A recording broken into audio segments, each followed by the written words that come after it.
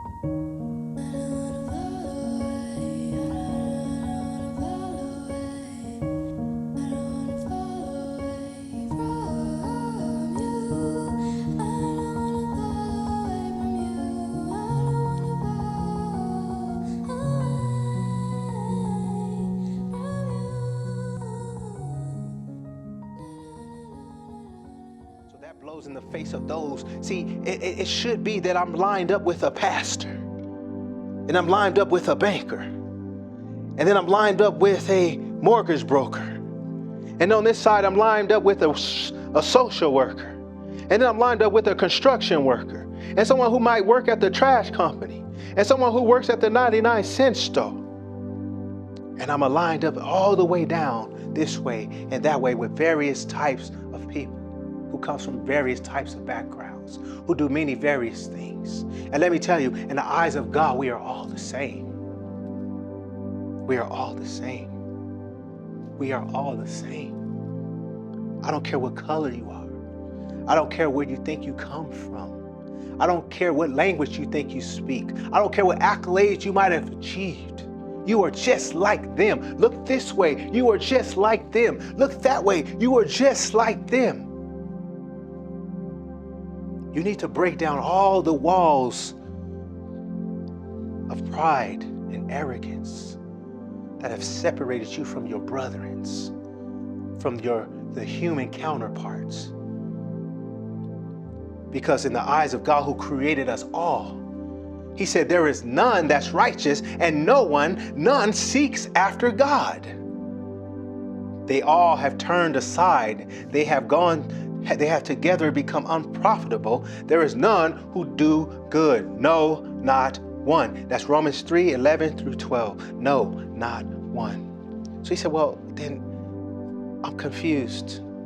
Because then how are all these people I see that doing these good things? They're doing it because God said do it. They're doing it because they go to church. They're some of the most faithful people I know. They up in the morning, they're standing outside, they're witnessing to people. They're doing all these things.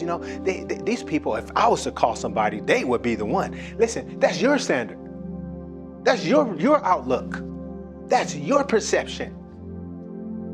But I'm telling you what the word say. God says no. No, not even close. So then if that's the case, then who can be saved? If it's that I don't seek after God, if it is that you don't seek after God and none is righteous, then who then can be saved? Isn't that the question that was asked to Jesus? And what did Jesus say? What is impossible with man is possible with God.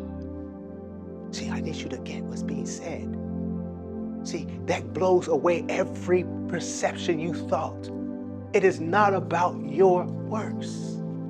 It is not about your perception and what you think and your standards or someone else's standards. What you look like. I dress like this. I have my nice shoes on and my shirt, and somebody might say he dressed a little too, I don't know if I like the way he dressed. And he should be dressing with a suit and tie. Hey, listen, that's your perception. That's your perceived notion of what I should look like and which for you to accept me. But oh, thank God that he don't think like you. Thank God that he don't think like you. And thank God you don't run nothing sometimes but your mouth. And you have many opinions. And like they say, the world is full of opinions. Everybody has one. And thank God it's not what you think about me. So, when you understand the truth of the Gospels, when you understand the truth of God, it should bring you down to your knees. It should bring you into a place of humbleness. It should bring you into a place of gratitude. It should cause you to forget everything you think you know and become mute, dumb, stupid, ignorant. You say, well, I'm not ignorant. That's just who I'm talking to. You who think you know, who think you have it all together, who think you have met some kind of markings, but the truth is you're on the same path as everybody else. Your death is sealed. You're dying just like me. Your death is coming just like mine. You're turning old right before the mirror just like me. Listen, you have no past because you've accomplished a perceived notion of some standard that was met out by another human. You are also on a time clock, and your days are numbered just like mine. Here today, gone tomorrow. I don't care what age you are. You can be 1 day old or you can be 100. You can be any day old, and still death is lurking around the corner. Why? Because God, the one who said all men shall die, has appointed all men to die, except Christ come back first. But what I'm seeing is death happening every day. Now, God's ways are radically different from the behavioral standards of good works devised by humans. God's ways are based upon him reaching out to us with his grace and forgiveness for who we are, what we do, and all of our shortcomings that will never reach the standard that his son Jesus Christ demonstrated during his life on earth and upon the cross when he died as a sacrifice for our sins. In other words, God's grace combined with our faith in what Jesus did for us supersedes any attempt on our part to earn our way into heaven. You see how simple God has made it? Though you can't get to heaven because it's really impossible, God has made it possible. That's what I want you to understand. Though your ways are so far from God's ways and his standard, you can't even think about it. You can't even fathom what it looks like, but yet God made it reachable. It's right there in front of you. And how you don't take it is because you're foolish. You can't see it because you're blind. And you've been deceived by the many that are around you, by the many who perpetuate the gospels, who proliferate it, who uses it for their money, to make a living, to garnish wealth. You know, I hear good messages on the radio, but then I always hear, send a gift. They be sure to put that in there at the end. Be sure to donate. Be sure to give a gift. You know, because it's taxable. You know, all that stuff goes. You know how it goes. But there's somewhere money is tied. So you really cannot, you really can't receive it, though the message is good, but you really can't receive it as in its authenticity, that it is pure and the motive behind the message is authentic, because really what's the motive? We're talking about humans here. And so you have all this proliferation of the gospels. Over 30,000 different denominations just within the Christian sect, just within the terminology Christian, we have so many different Christian churches. apostolic, Pentecostal, and the list goes on. Catholic, and so much, and so many others. What's the motive? The Gospels have been tainted by men. And it's a clever way that the enemy have used to cause great confusion. I heard somebody, I think it was an entertainer, and he said, this entertainer said, oh, Christianity is so confusing. And it is. It's so many different beliefs. It's so many different this and that and the others. But I remind you, this person probably helped taint the Gospels, taint the term Christianity, because you claim to be Christian, but yet you have kind of tainted and muddied the waters. Because even as a Christian,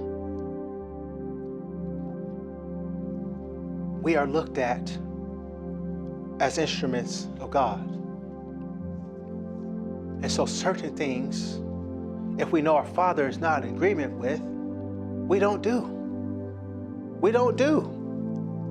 If we know and it hurts his heart, we don't do, especially when in likeness of being in this opportunity to reach God through what he's done through the cross, and to have this wonderful opportunity to touch the hand of God, and that he can draw us into a place at which he calls the heavens, the pearly gates. To have this wonderful opportunity, knowing that you are being pulled. It's like a fish on the hook. I don't care how much he fights it. I don't care what he's doing on the back end. He's pedaling back. I don't care how strong he is. That string, that wire, the hook is pulling him in slowly. He's fighting. He's wearing himself out. And you are wearing yourselves out in this world. You're trying to be this. You're trying to be that. You're doing this. You're doing that. You're going to school for this. You got so many plans and hopes and dreams, and you striving every morning. You are disciplined. You are purpose driven. And you so much, you almost there, and snatched out of the waters. Snatched out of this life. You ever see somebody, they've done and prepared themselves so much, and it's like the Bible says, the rich man who filled his barns and he got his affairs, he had everything set. And he said, finally, I get to retire. I get to sit down and relax. I get to collect. I get to do what I really want to do now because I earned it. I made it. I got where I am, and now it's time to enjoy. The Bible, God says, you fool. Did you not know? See, it's what you don't know. That's what I'm trying to tell you. See, we can think all we want to, but it's what you don't know. God says, you fool, what you didn't know is that your soul will be required of you tonight. In other words, you're going to die tonight. And many of you, you're going to die. You're not going to get there. See, you're going to die before you get there. You're going to die before you reach that pivotal moment in your life that you thought it was all about. Unfortunately, I don't know who. It's just going to happen. You're just going to die from something. You hear car accidents happening. You hear all kind of things are going on in this unpredictable world. You think that you're just going to mosey on and just do and be, and all these millions of people are going to just do and be. It's a deception that's going out. My God says tomorrow's not promised to none of us, and that none of us know the future. None of us know what's going to happen. How can you prepare for something you don't know what's going to happen? How can you prepare and duck? How can you prepare for the bullet that's flying and you don't know somebody's shooting and it's aimed at you? How can you prepare? You can't. You just become a victim, and one that nobody talks about. Nobody talks about. See, if maybe you're one of these celebrities, you might get talked about for a little bit of time. But don't be somebody that's a nobody, in this world today. You'll be yesterday's news by tomorrow. In fact, a lot of people don't even know that a lot of people have died that maybe they went to school with. If you go back and reach in some of those those photo albums and those books, those schools, they should print out the picture books when you graduate, and you see all the people that you graduate with, and some, pretty much a lot of the students. And you look, if you could see today, and you can go through the picture page by page, and you say, oh, I wonder how this person's doing. Oh, I wonder how that person's doing. And you find out, oh, they died. Huh? They're gone. Yeah, they've been dead for 10 years now. Oh, really? What happened? Oh, man, he just fell dead, man. He was walking out the store, and he just fell dead. Yeah, man, his whole life was ahead of him, man. He just went to the store and didn't come back. And you go down the list, and it's many of those cases, and you say, man, wow. And yet I'm still here. That's where you are missing the mark. You are still here to get the message, the opportunity of a lifetime. Will you get it? Or will you fumble the ball and lose your eternity? So, for by grace you have been saved through faith, and not of yourselves. It is the gift of God, not of works, lest anyone should boast. Ephesians 2, verse 8 through 9. That anyone should boast. It's not of your works. It's not of your good behaviors. Though these are the things that we think we gauge each other by and call each other saint or no saint, good or bad, made it or failed. But the truth is, only God knows those, because only God knows the hearts. See, it's all about the heart's condition. Where's your heart at? Where's your heart when it comes to the Lord?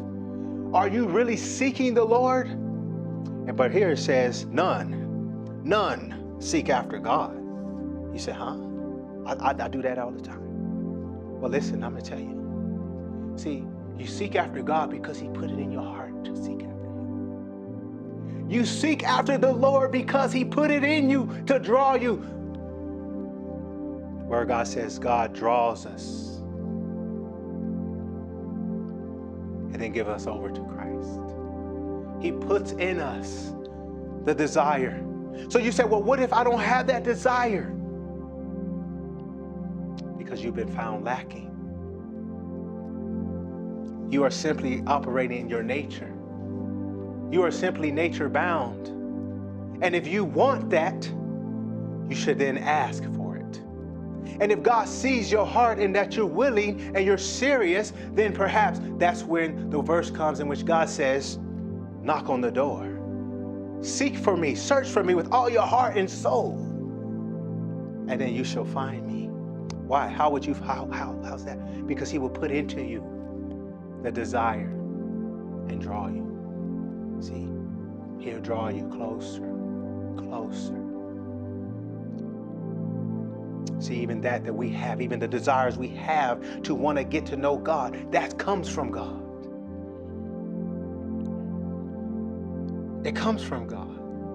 And if you don't have it, you should pray and ask for it. Because if you should die today, you will die and be prepped and prepared and ready for the lake of fire. You will die and go to the lake of fire. That's what's waiting for those who are separated from God. And as you can see, you're aging, you're getting closer to that day. You're getting closer to that day, and it should scare you. Because each day you wake up, you may not have an opportunity for the next day. It's Ephesians 2, verse 4 to 7. Now, entrance into heaven is not based upon good works, for they will never be good enough, regardless of the standards we think or the world thinks. See, that's why it's important not to get caught up in the world thinking. The world's thinking. See, if you surround yourself around the world, you say, well, how can I am in the world? Yes, but I'm talking about the culture. See, if every time you're looking on Instagrams, looking at the world, what's new? What they doing? What's the new this? What's the new that? Worried about what somebody think about you. Now, does that mean you don't have desires and things you like? Yes, you do.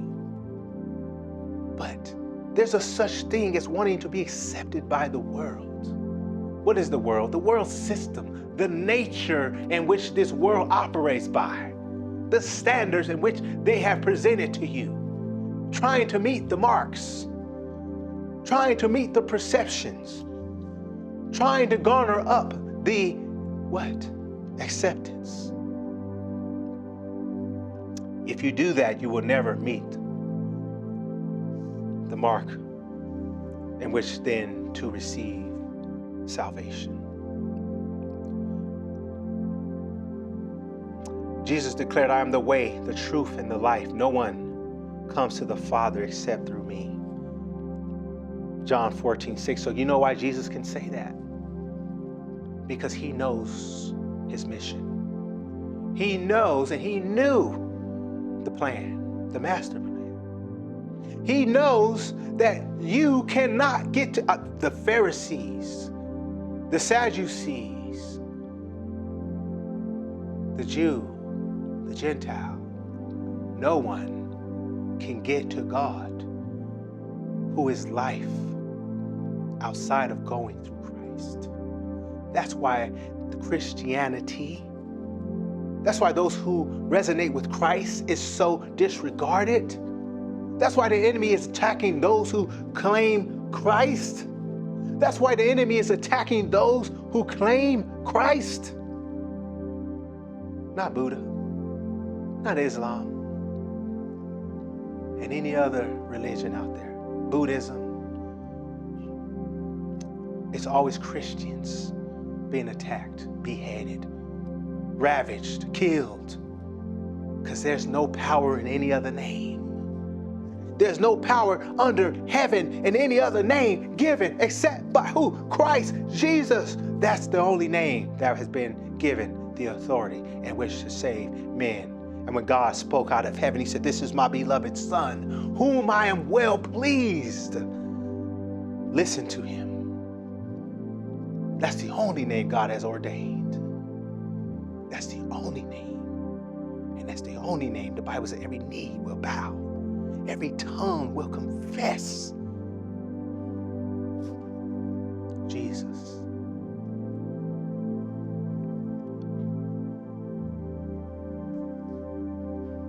So Jesus also declared, I am the resurrection and the life. He who believes in me, though he may die, he shall live. So what is Jesus declaring right there? You will die. I will die. And death is a very sad thing. It's something that was a necessary evil, I believe, when God cursed man to die in the garden. It was an act of love, in my opinion. See, God didn't seal us in this condition, but by us dying, we have the opportunity to be reinvented. See, imagine if God left us in this wretchedness. If you didn't have the opportunity to dissipate this sin nature. If you were stuck as a sinner, one who rebels against God forever. You see the chaos that's unfolding even right now? It's because of sinful men. You see nuclear weapons are being deployed against people. Acts of violence. Do you really want to live in a world like this and continually degraded and degrading and becoming more wicked and more wicked? It takes out the joy in life. It takes away the reason to smile. It takes away the reason to want to live. When you see death on every corner, when you see hunger, and when you see pain and suffering, when you see sadness, and the wicked running rapid, creating chaos with no regard, no love, hatred, prejudiceness. Don't like me because I'm black. don't know me, but don't like me because of my skin tone. Evil. The Bible says jealousy is crueler than the grave. Sometimes people are just jealous of you, and they want to see you dead. They make up things just so you can fall. Cruel, evil. Who wants to live in such a place? So God must do away with this place. The Lord must do away with this place.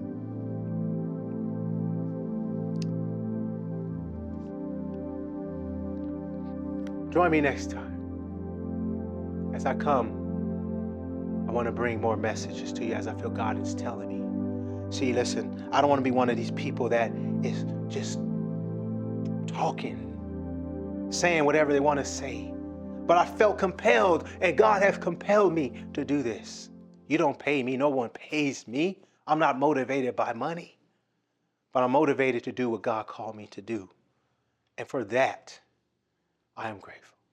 Until the next time, keep praising the Lord.